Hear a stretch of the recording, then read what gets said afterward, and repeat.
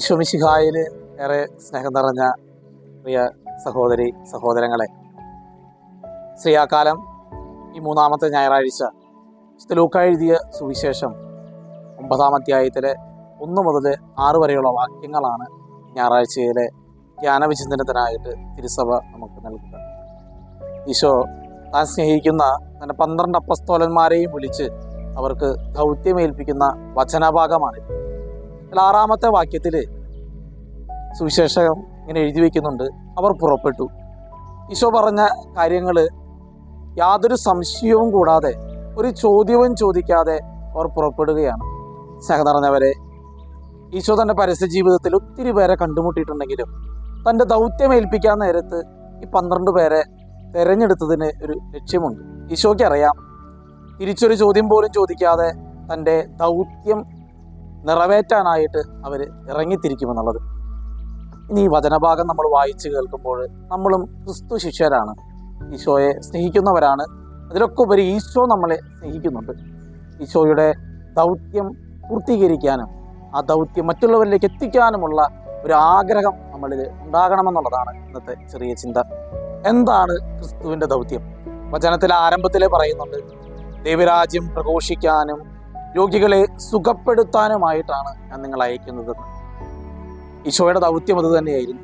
തൻ്റെ പരസ്യ ജീവിതകാലത്ത് ദൈവരാജ്യം പ്രഘോഷിച്ചുകൊണ്ട് പട്ടണങ്ങൾ തോറും ഗ്രാമങ്ങൾ തോറും തൻ്റെ ശിഷ്യരെയും കൂടെ കൂട്ടിക്കൊണ്ട് ഈശോ നടത്തിയത് ഇതേ ദൗത്യം തന്നെയാണ്.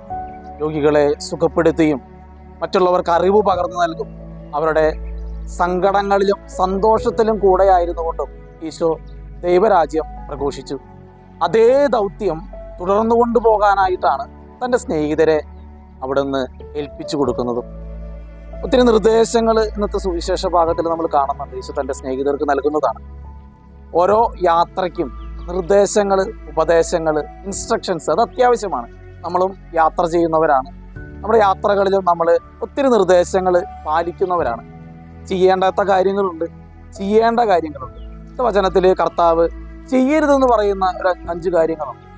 വടിയെടുക്കരുത്, 2 ഉടുപ്പ് എടുക്കരുത്, ഭക്ഷണം എടുക്കരുത്, സഞ്ചി എടുക്കരുത്, പണം എടുക്കരുത് എന്നൊക്കെ കർത്താവ് തൻ്റെ സ്നേഹിതരെ ഉപദേശിക്കുന്നുണ്ട്. എന്തുകൊണ്ടായിരിക്കാം ഈശോ ഇതൊന്നും എടുക്കരുതെന്ന് പറയുന്നത്? ഒന്ന് ചിന്തിച്ച് നോക്കുകയാണെങ്കിൽ ആദ്യമേ പറയുന്നു വടിയെടുക്കരുത്. വടി എന്ന് പറയുന്നത് അധികാരത്തിൻ്റെ, മറ്റൊരു തലത്തിൽ പറഞ്ഞ സംരക്ഷണത്തിൻ്റെ ഒരു കവചമായിട്ട് ഇതിനെ കാണാറുണ്ട്. അധികാരത്തിൻ്റെ ചെങ്കോൽ എന്നൊക്കെ നമ്മൾ പറയാറുണ്ട്. ഒരു ക്രിസ്തു ശിഷ്യൻ മറ്റൊരു അധികാരം ആഗ്രഹിക്കുന്നവനാവാൻ പാടില്ല എന്നുള്ളത് കർത്താവിൻ്റെ ഒരു നിഷ്കർഷയായിരിക്കാം വടിയെടുക്കരുതെന്ന് പറയുന്നത്.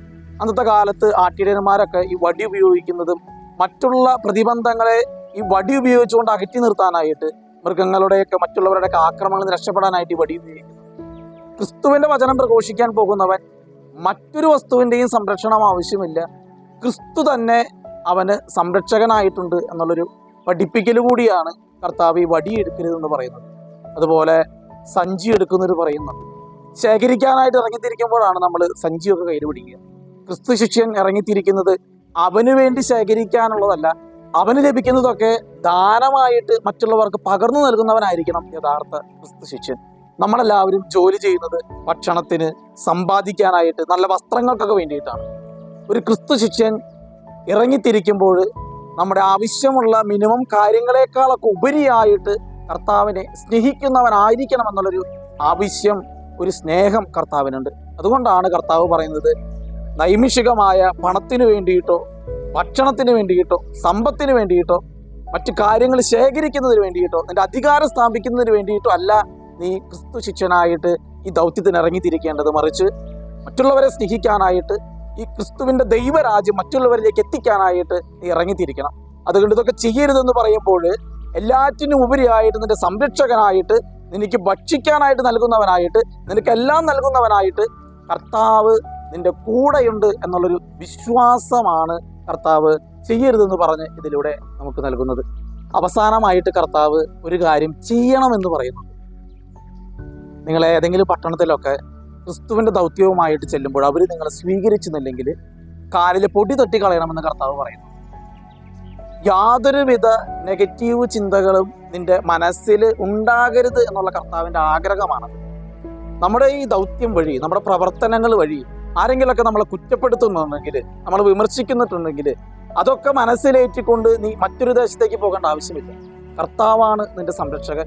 ആ നെഗറ്റീവ് ചിന്തകളൊക്കെ നിന്റെ കാലിലെ പൊടി തട്ടിക്കളയണമെന്ന് പറയുമ്പോൾ ആ നെഗറ്റീവ് ചിന്തകളൊക്കെ നിന്നിൽ നിന്ന് മാറ്റി നിർത്തിക്കൊണ്ട് നീ ക്രിസ്തുവിന്റെ ദൗത്യം പൂർത്തീകരിക്കാനായിട്ട് ഇറങ്ങിത്തിരിക്കണമാകണമെന്നാണ് കർത്താവ് ഇന്നത്തെ സുവിശേഷത്തോട് അറിയിക്കുന്നത്.